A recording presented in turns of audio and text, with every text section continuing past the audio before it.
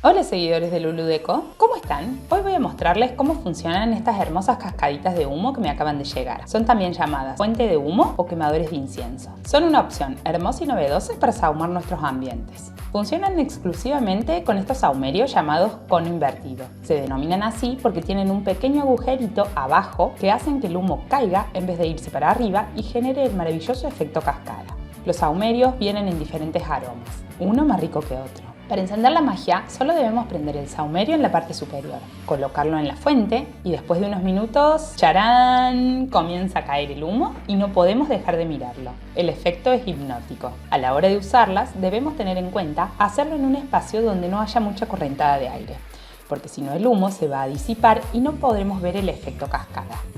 También quería contarles que tenemos que tener cuidado a dónde las colocamos, porque el humo del sahumerio puede manchar la superficie donde esté apoyada la cascada.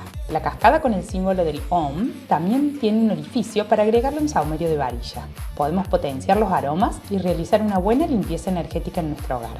El sahumerio cono es muy concentrado y potente. Tiene una duración aproximada de media hora. Cuando se consume completamente no se desarma, pero como está todo convertido en ceniza, debemos dejar que se enfríe y luego tirar las cenizas en la tierra. En nuestro Instagram podés ver todos los modelos de cascada que tenemos disponibles.